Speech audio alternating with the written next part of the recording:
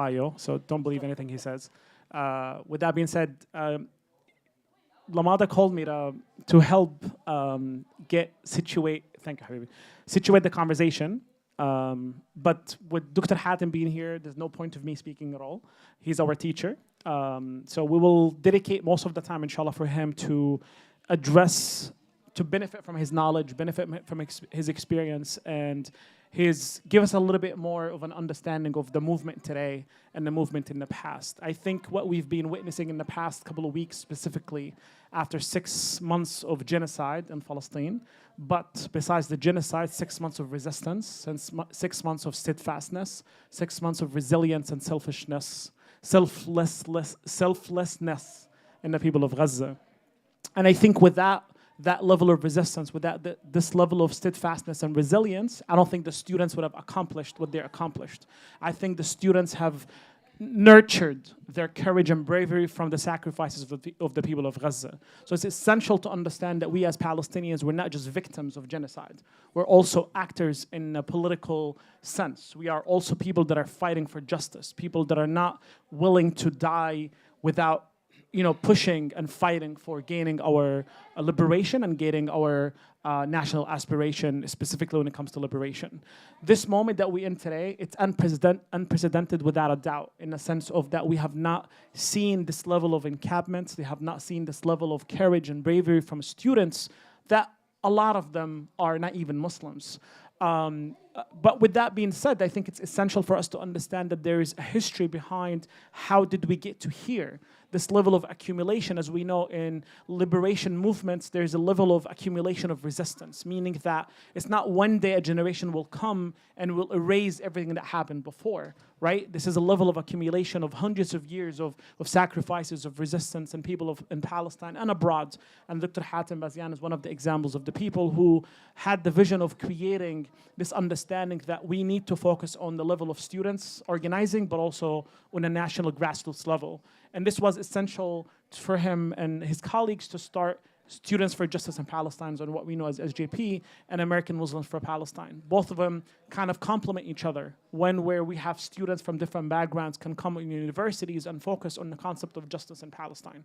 And this was essential, historically speaking, because of the domination of what we know in the past, the PLO, specifically when it comes to GUPS, the General Union of Palestine Students, was politicized in a way that was not very helpful for the Palestinian cause. With that being said, I think I will leave a little bit more time to have the good benefit, inshallah, from Dr. Hatem Bazian.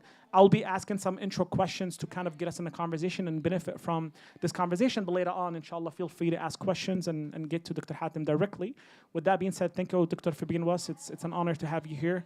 I think the most important question that we've been witnessing recently is that how did we get to this level when it comes to students mobilizing, getting from the level of just doing events in universities to where we see students that are not just brave. It's clear that they have a level of shrewdness and intellect that allows them to see in their demands, in the way they negotiate, in the way they organize. It's obvious that they're at a level where it kind of matches a little bit of the sacrifices of people of Gaza. So we would love for you to just walk us through how we get to today. بسم الله الرحمن الرحيم والصلاة والسلام على خير المرسلين وعلى آله وصحبه أجمعين. السلام عليكم. So whenever we're talking about political movement, especially when we talk about the youth, we talk about students, political movements are accumulative. Even though that we are witnessing now what I call a tipping point, the tipping point is possible because there's been a cumulative type of political work, organizing, grassroots building, education, and consciousness building. And I would say if we want to evaluate where the Palestine movement in the United States, you really have to get to the middle 1980s and to the period of the anti-apartheid movement and Central American Solidarity movement. In those two movements, Palestine was actually a participant and a central player. Where prior to those, Palestine were actually almost pushed out from the stage, was not allowed to have a presence.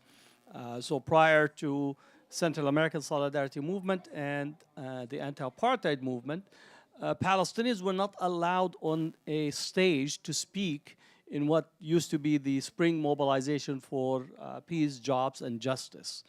The maximum they would allow, again, these are supposedly progressives, what we call today progressives, except on Palestine. There's still that category, right? There still need to go some mutation. But in general, they would allow somebody possibly to hold the Palestinian flag in the corner of the stage.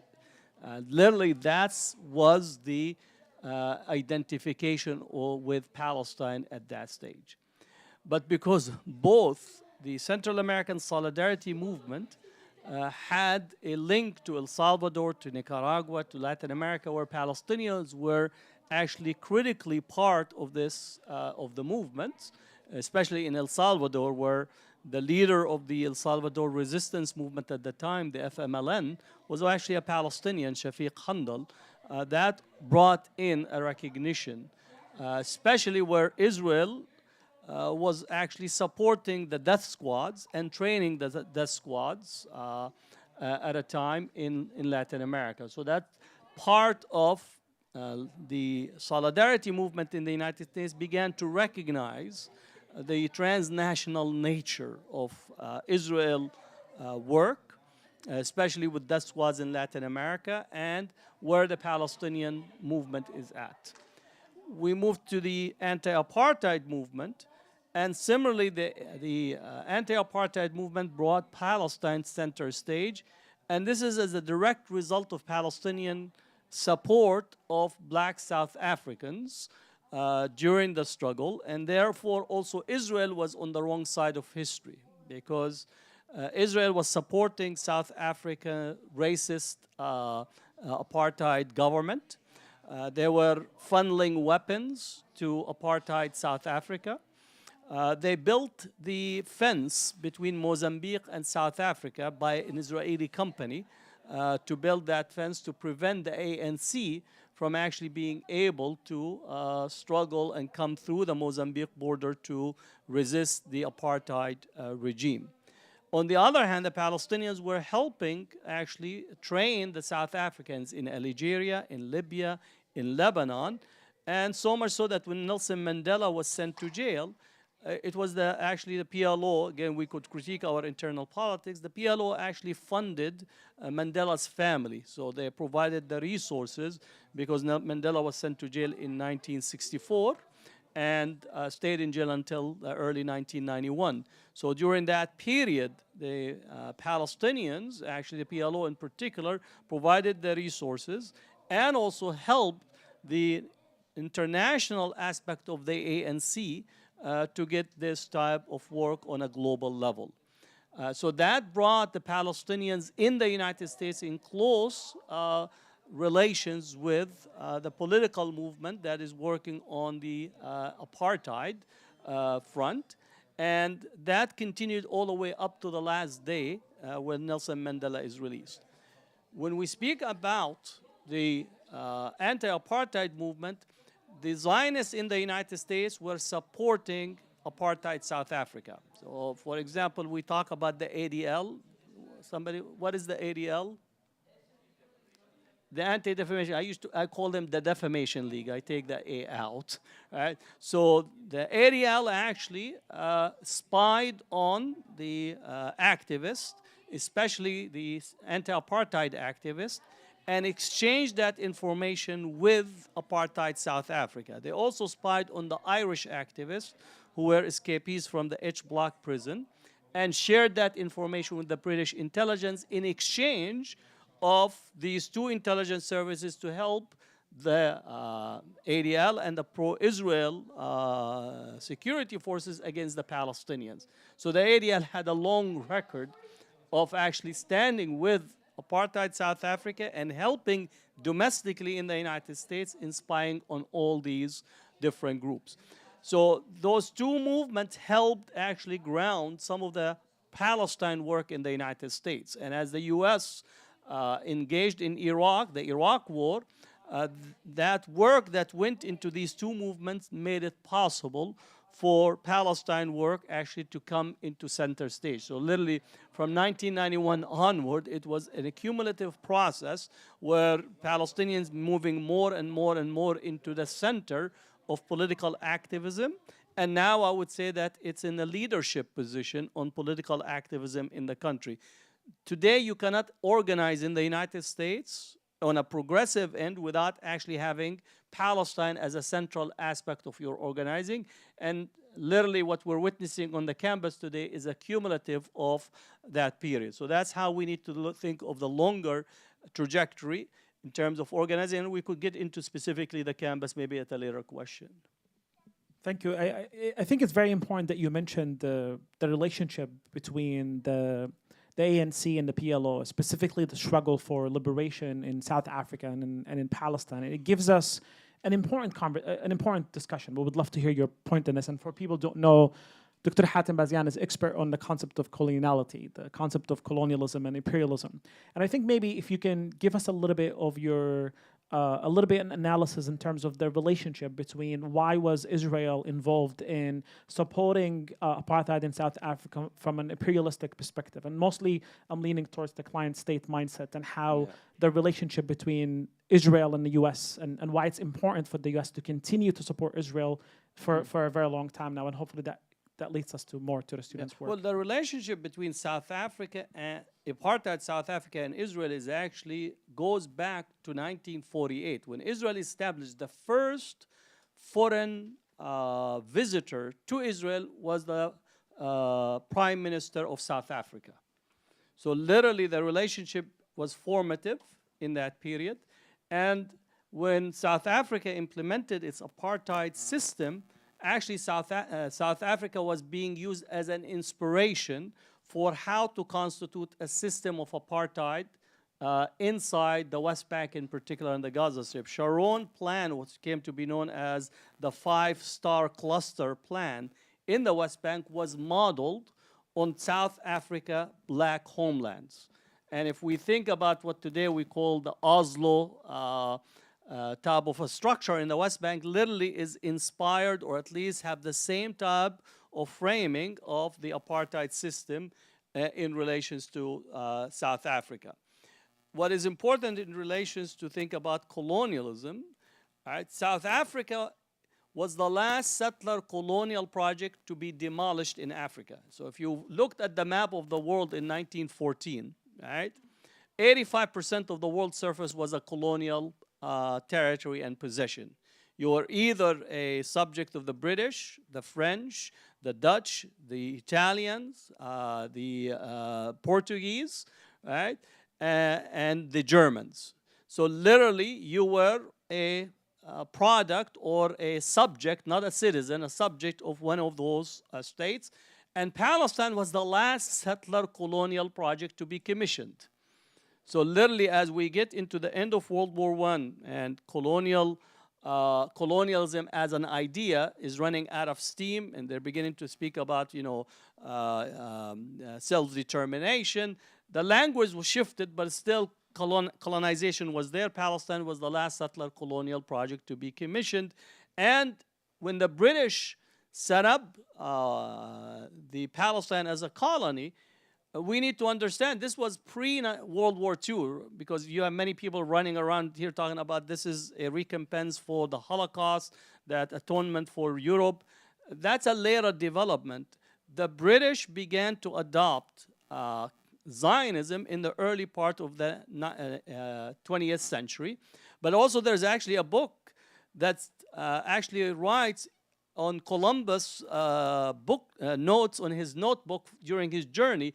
Columbus' project to come to the West to try to get to India was to actually try to, for another crusade, were to come and attack the Muslim world out of the Western, to go to the West in order to arrive to Palestine from the East, and literally to try to collect as much gold and silver and wealth in order to carry on a crusade after the crusades in the East, the 13th crusade failed. So literally that idea of the British incubating a colonial project in Palestine for their own purposes, one is to continue to think in crusading terms, but more importantly for the resources and trade routes. And that's still the case. The United States, Europe, all these states are in the region because the region, which is the Arab and Muslim world, is the most lucrative region in terms of natural resources, in particular oil and natural gas. You know, the British, the French, the Germans, so on, they can't make a breakfast without natural gas. They have no resources whatsoever. And every day they need between 40 to 50 million cubic metric tons of natural gas. And that natural gas predominantly comes from the region that they have. So the British were thinking, as I'm giving them credit that they think, right? So they were thinking in order to, one, have access to the resources, because oil gets to be discovered in 1908. And from that point, this region becomes the most important region for the Industrial Revolution and the domination of the economy. And the second is trade routes. And we see today the trade routes in Yemen, right? Between 14 to 16% of global trade passes through Bab el-Mandeb, right? And that's so critical because the distance at cost, as well as prolong the supply chain that is coming, in particular to Europe. Much of the world still works to uplift Europe and the United States. The whole global economy literally is upholding and trying to serve those two economies in general for supplies, natural resources, and so on. That dynamics did not change. It begins in the 1800s and continues to today. And in order to facilitate this, you have facilitation by using client states to continue the arrival of natural resources and capturing markets. And that's where we are in relations to the region.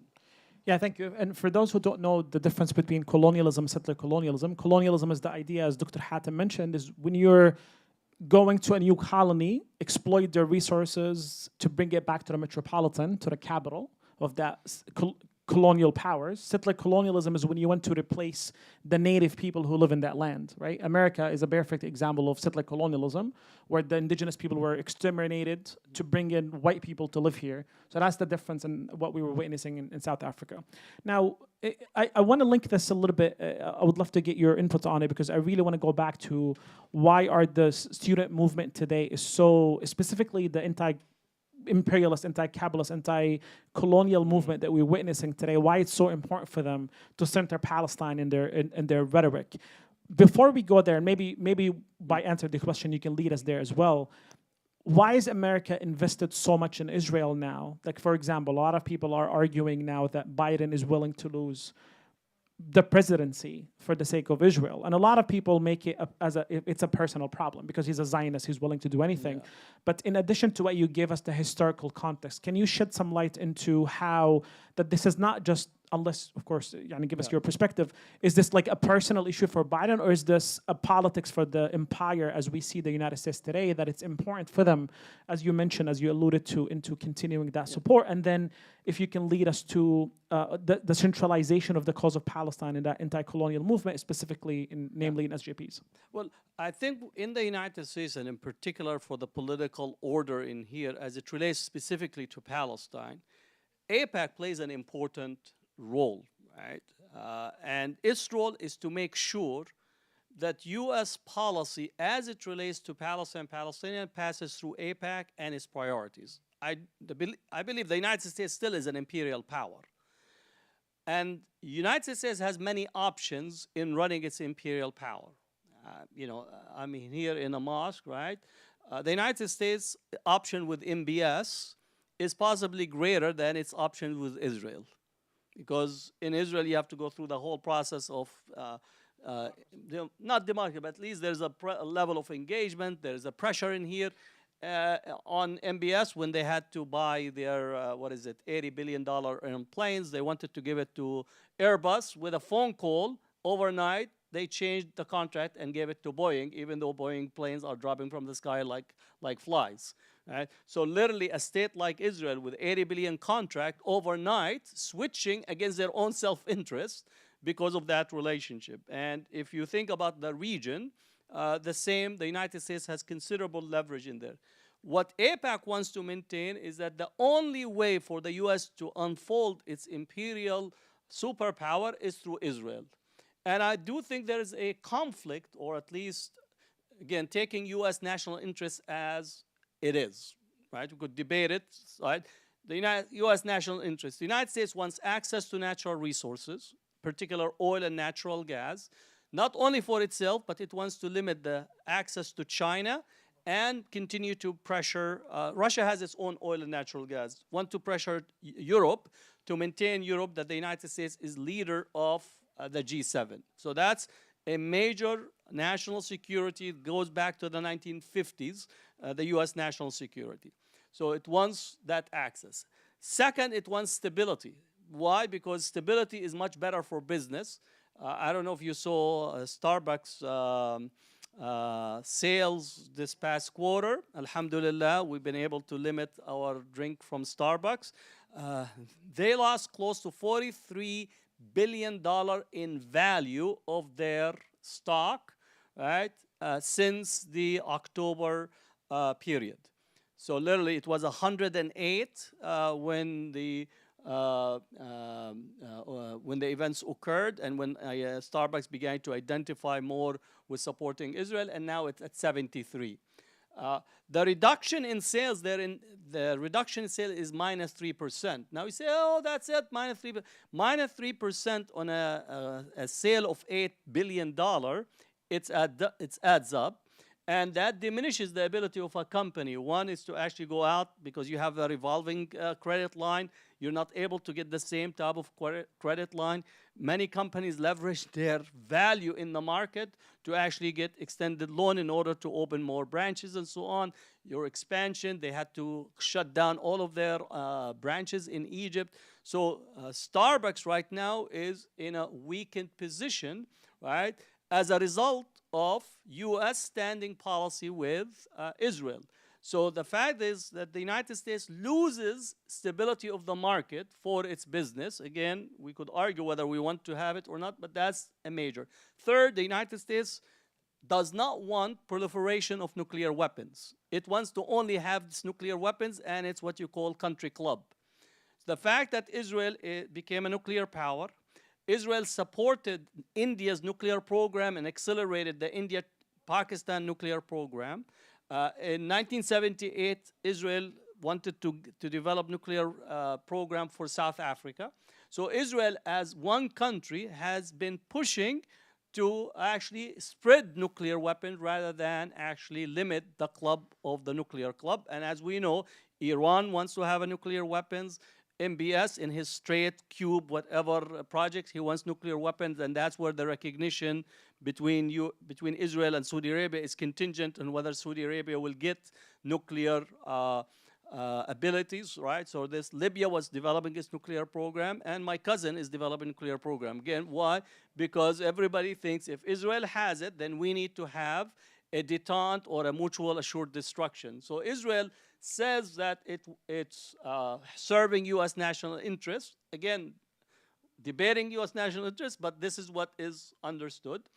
Fourth, Israel actually has been used as a bypass to send major advanced technology to China. Right? So all these congressmen that stands up and rant about China, well, if you're serious about China, well, why don't you go and talk to Israel? Because Israel has been the bypass door to send advanced technology to China. And added to this, which was item 5, Israel have helped China in developing its advanced missile system. Right? So all of the key issues that the U.S., again, whether Ted Cruz, because he happens to constantly attack us and so on, if you're talking about U.S. national interests and you say that Israel is serving and is the key strategic ally in every aspect of U.S.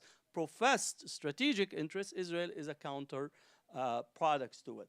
So that's where we have to assess where AIPAC is in terms of its role, and then some of the other client states that are literally undermining U.S. professed national interests as an imperial power in the conduct that we are seeing in the region.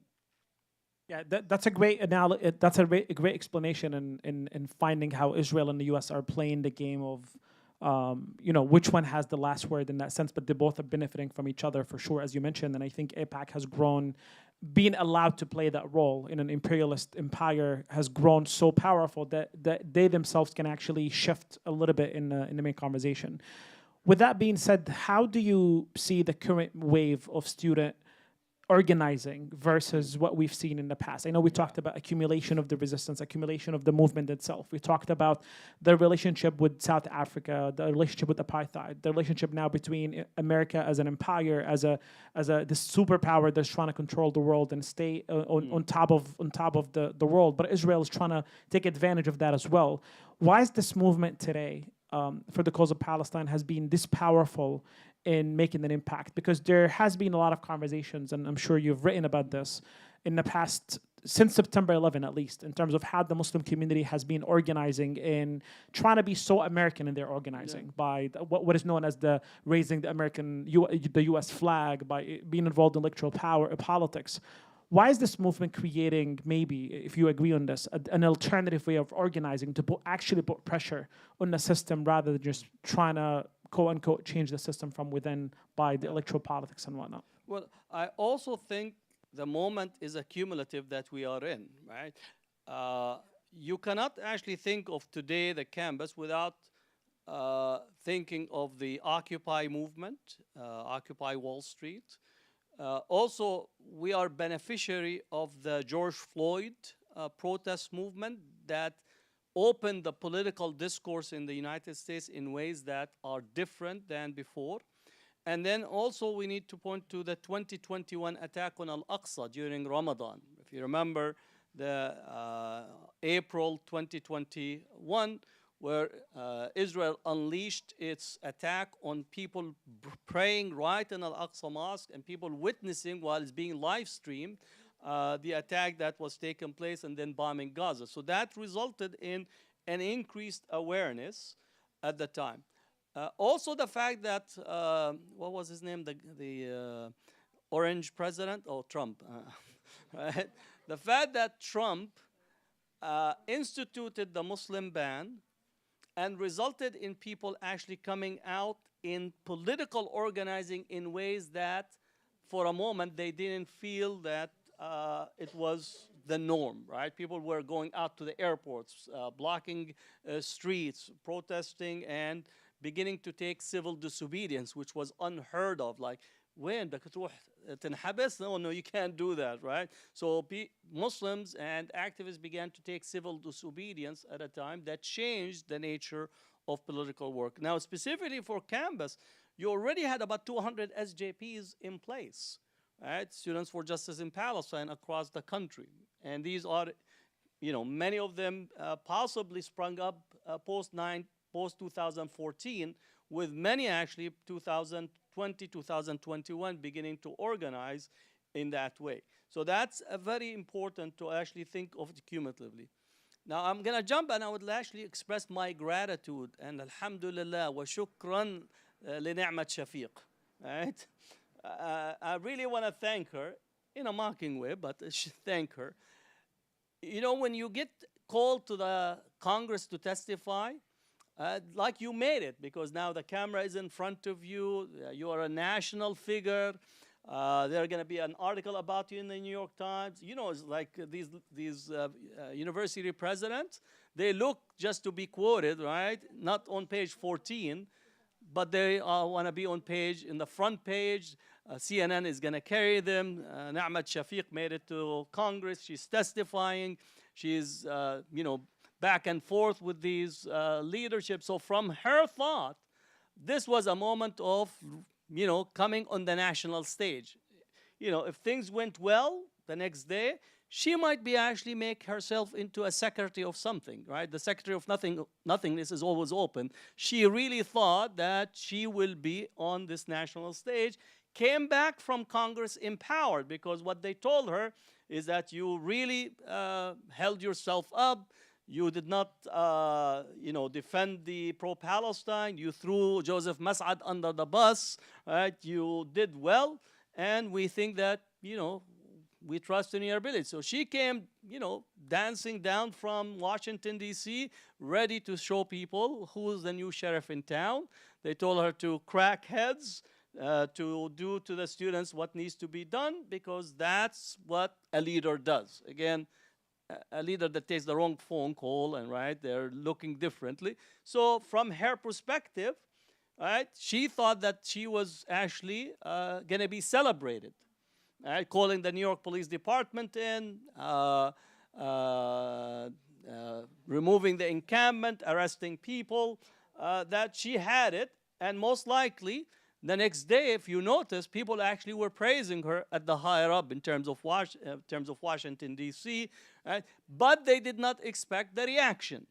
Overnight, literally within 48 hours, 80 campuses joined in putting encampments. So literally what she thought will be a moment of her ascending to a top position, resulted in actually a massive reaction and a massive response. 80 campuses, and they increased. When I traveled here on, I came Thursday night. When I left California, it was at 120 campuses. As I arrived, there was 10 new campuses that joined, and today is about 140 campuses. So literally acting in terms of the United States. Then you had Canada joined, France, Australia, New Zealand, Belgium, Italy, Greece, All these are now students are in encampment. Now look at the reaction. In France, they closed the Sorbonne, right? And also another, Paris 8, they closed the campus completely. For my perspective, this is like the overreaction that will actually result in further organizing, because the worst thing that you could do to the young and restless, the students, is to tell them you can't organize and you need to actually literally shut up and close your mouth and we know better. So literally the opposite is actually occurring. Then followed by the disaster, right? I know people, the disaster in UCLA, right? The disaster of UCLA, both the night, for 4 hours, literally Zionist thugs were attacking the encampment. 4 hours. The campus police is sitting, and I've been in campuses, right? I'm going to be on Friday in UCLA, right? A cat walks by, and the police will actually monitor, especially if a cat wearing a kufi, mashallah, that's it. They'll call what you call the SWAT team to come down. So you tell me for 4 hours, right? Attacks are coming using fireworks, using all kinds of projectile on the encampment, and the campus police nowhere to be found. At UCLA, I don't know if you've been to UCLA and to visit it, it's like, you know, between Disneyland and UCLA, it's basically like a common what you call framework. Most of Hollywood movies use the campus. So the campus is highly securitized, highly policed, cameras all over the place, a large police force on campus. And to think for 4 hours, right, that the university did not have a response, then they called the LAPD. And it seems that the LAPD was coordinating with a security force that is actually from the Zionists, which is, quote, ex-Mossad agents that are operating in within the Los Angeles Police Department. And they took LA Police Department to Israel for training. Right? So literally right now, all of this is public information. All is actually being out in the open, and now the faculty are actually having a vote of no confidence in the chancellor of the university, and the reaction, again, taking place on both national and international level, resulting in the intensification of the campaign, both because there is a cumulative knowledge, again, but also the moment of literally people that they think they're acting in ways to suppress, and that have resulted in intensification and a massive response. Lastly, I would say that the Muslim-Arab component is not the large component of the protest. Right? In some areas there is, but one of the places I speak about is Humboldt State University. Now, Humboldt State University is out in the corner of California, all the way up in the north. There is no Arabs and Muslims there. Even if you want to see a dark complexion person, you have to put 2 sunglasses just to see somebody with a darker complexion of a melanin. Literally, it's one of the purest, not what you call activists, white activists. The area is known for having the best marijuana and hashish in California. Right? That literally is out there in Humboldt County. Even the sheriff of the town was arrested for peddling in illegal marijuana. So that's the time the students have had taken over the building. They've been holding the building for the past 12 days. As organizers, and the police have not been able to dislodge them. And they're literally, if Palestine have made the mobilization in Cal State, Humboldt County, that tells you that the type of dynamics is completely different that we're witnessing.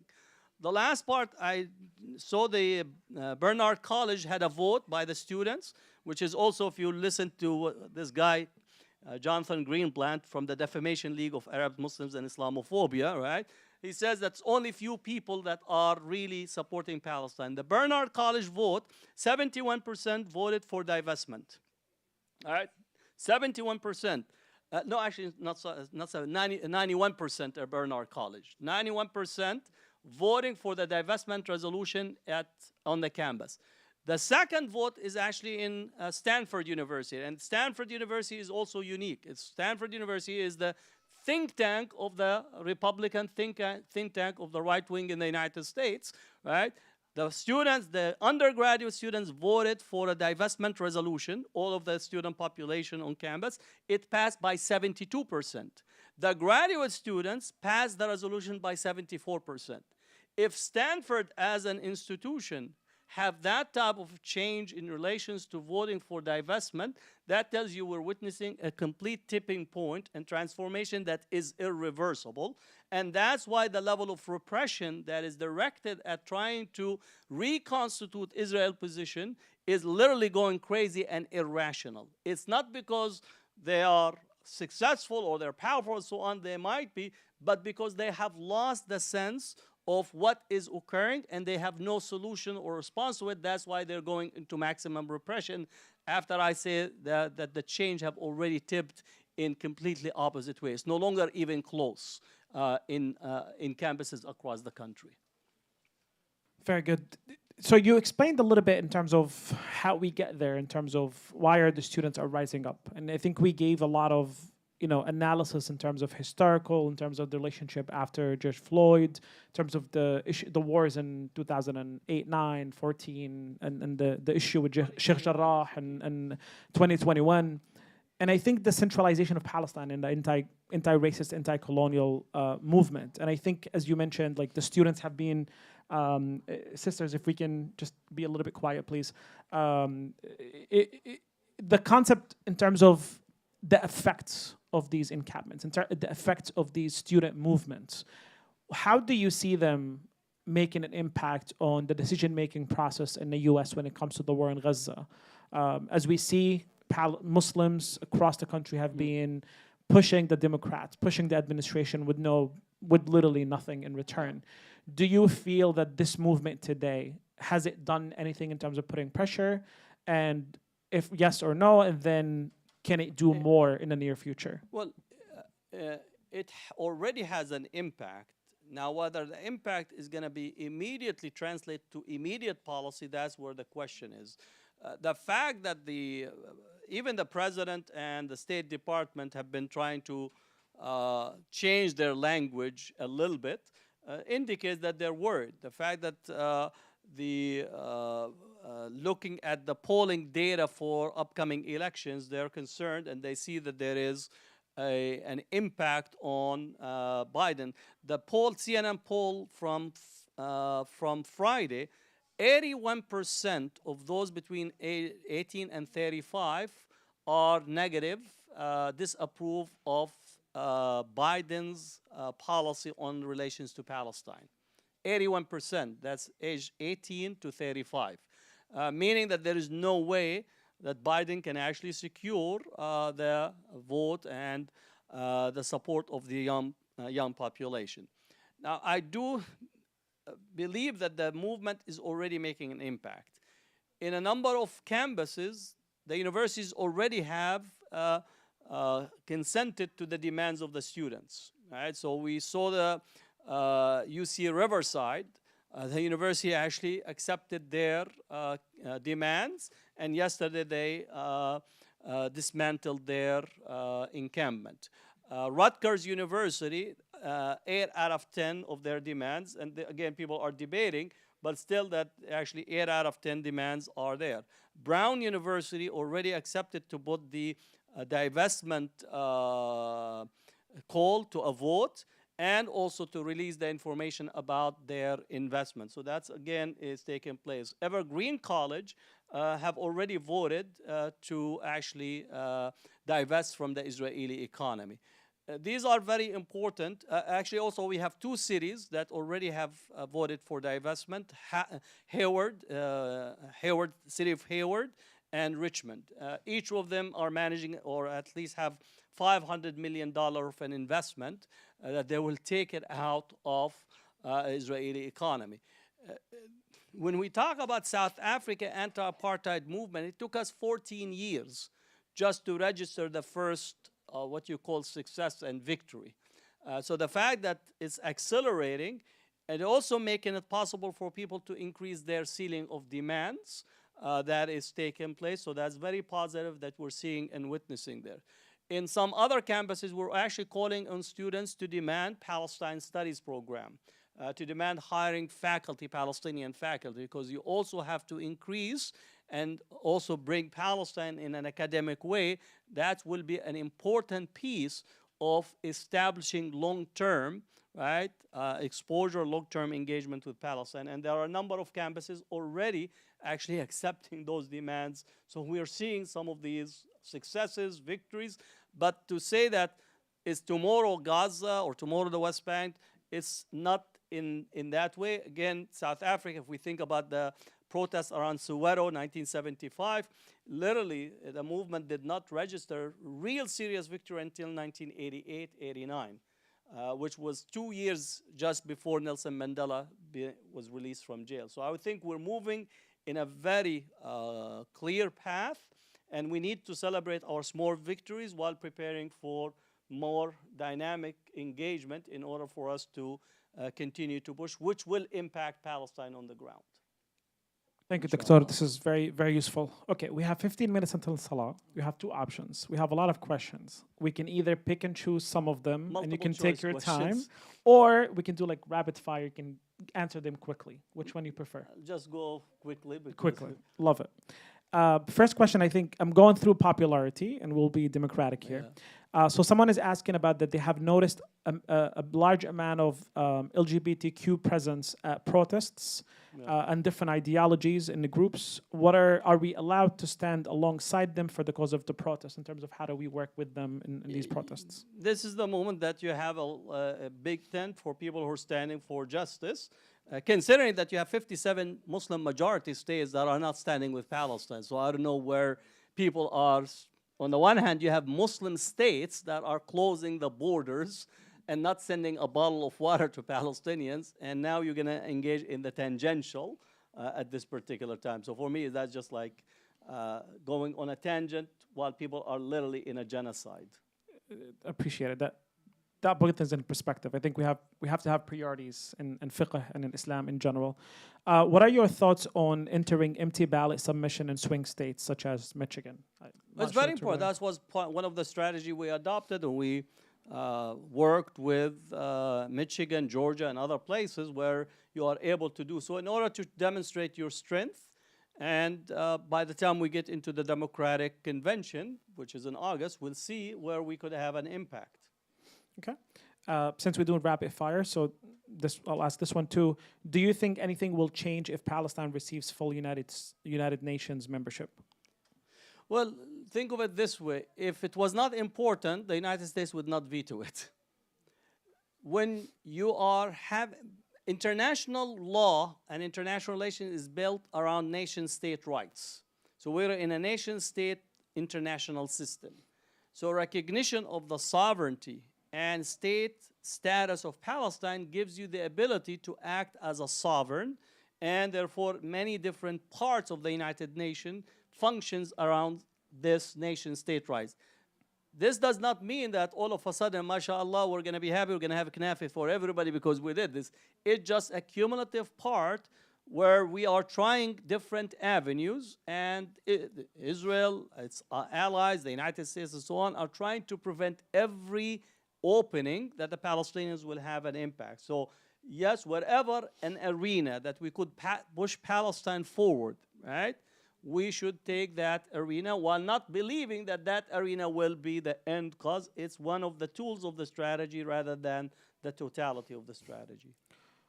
One student, I think, is saying that their school, which is FIT, Fashion Institute of Technology, is currently the last encampment is standing in New York City. What advice do you give the SGP there, or in terms of what should they focus on in the last few days of encampments?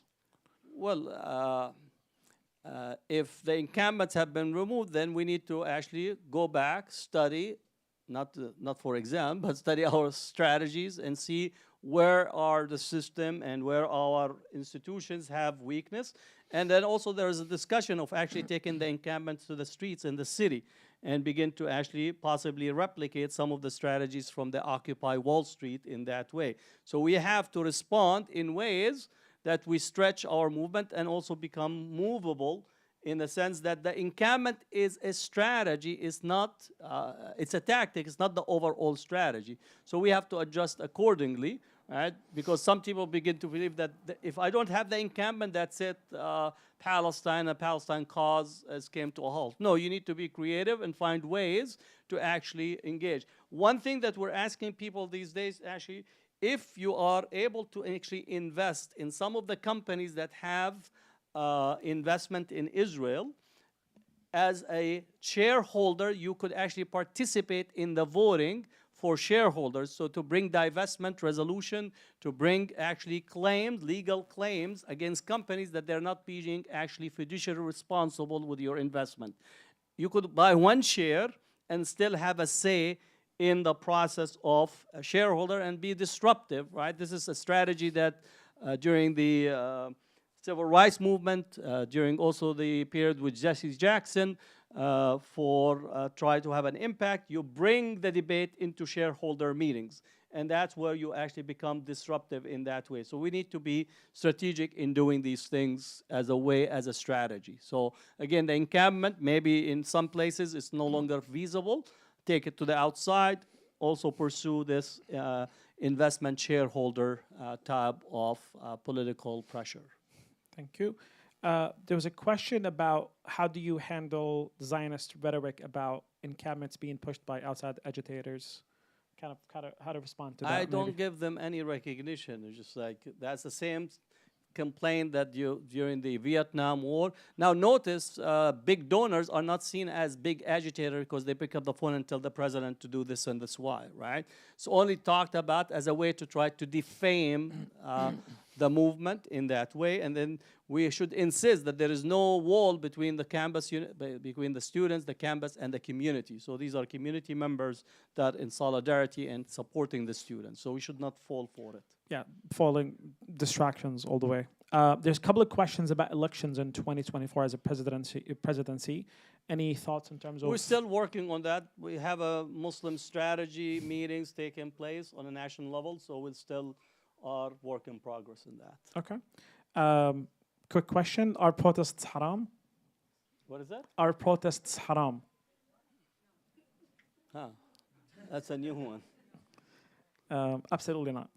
The fact that you're here, you should know the answer to that. Okay. Well, let me answer the following. The fact that we have muftis in the Muslim world are saying it's haram to protest, but it's halal to have Nicki Minaj coming to the to places in the Muslim world should tell you where you could get your deen from. Right? So for me, I have no tolerance for someone that brings some of the most outlandish things in the Muslim world and yet have a mufti that issues fatwa that you need to scratch your head in that way. I don't know if you saw they brought I read the news. They brought what's his name, John Travolta, to Saudi Arabia. It's like even people in Los Angeles don't want to go and see John Travolta. Why you bring him in as a sign of what you call being part of the global society? Allahu Akbar. Okay. Just wait a second. Okay. أشهد أن لا Just wait, inshallah. إله إلا الله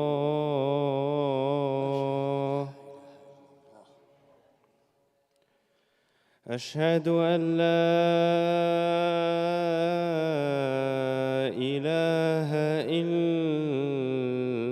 الله أشهد أن لا إله إلا أشهد أن محمدًا رسول الله أشهد أن محمدا رسول الله أشهد أن محمدًا رسول الله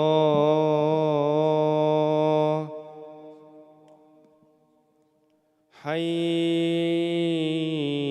على الصلاة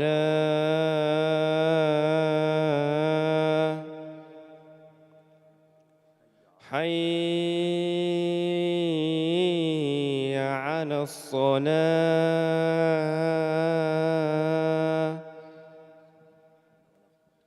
حي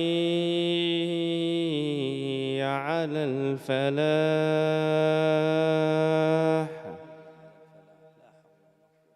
حي على الفلاح الله أكبر الله أكبر لا إله إلا الله Okay, there's a good question here. As of now, Israel and America are allies. Do you believe that eventually maybe there's a chance that we'll clash against each other at one point? States don't have friends or permanent allies. They have interest, and those interests will shift. So there's no such thing as an everlasting alliance or friendship. And it's increasingly will change. Good.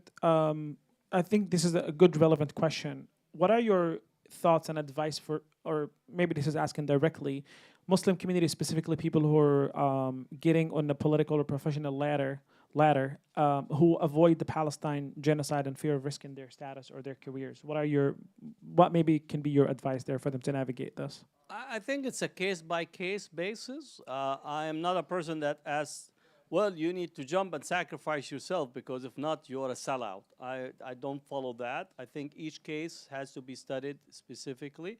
I do want our community professionals to reach a level of success, but they have to constantly give back, and how they give back could be different ways.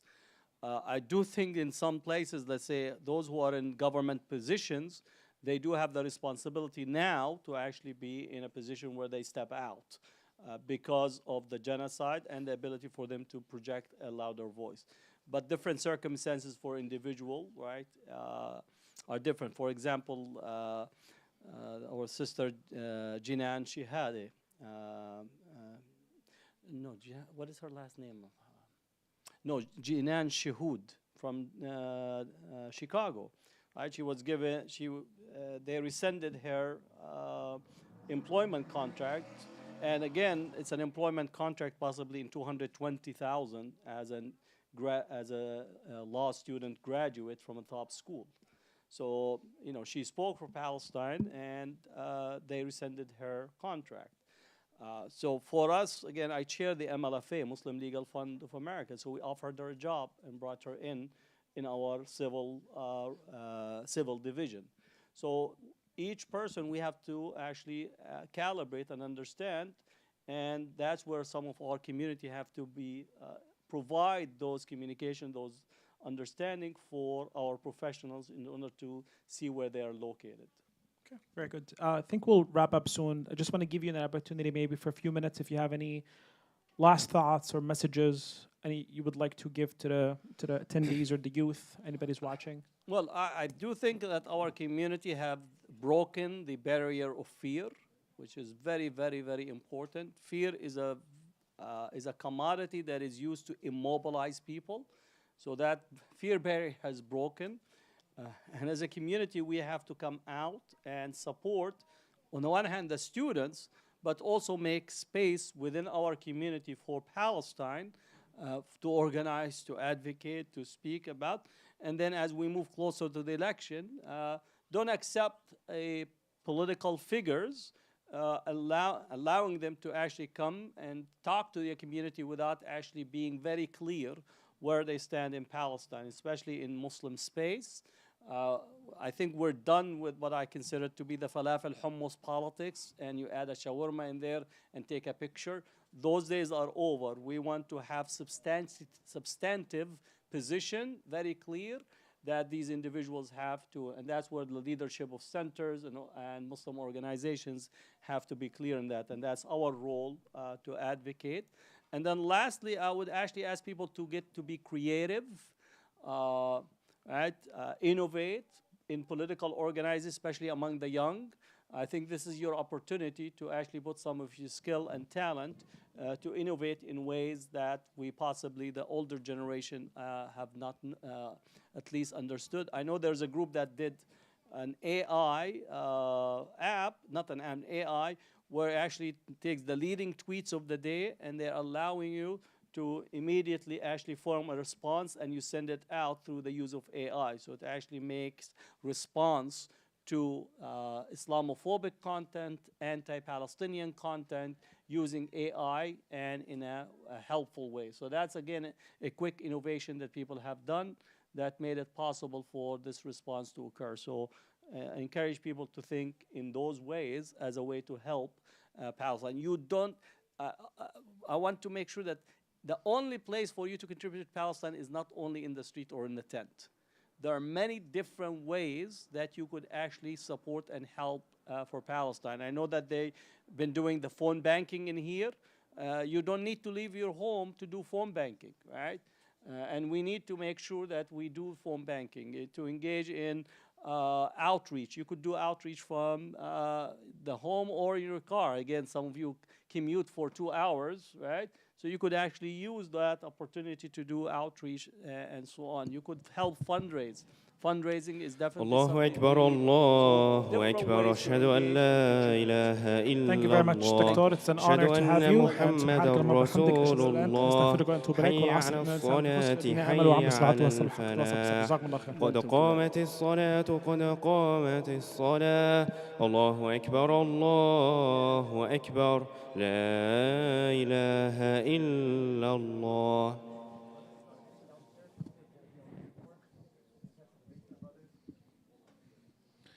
استقيموا يرحمكم الله. الله أكبر.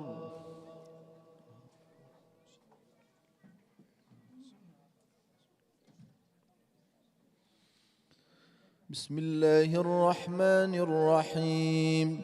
الحمد لله رب العالمين الرحمن الرحيم مالك يوم الدين إياك نعبد وإياك نستعين اهدنا الصراط المستقيم صراط الذين أنعمت عليهم غير المغضوب عليهم ولا الضالين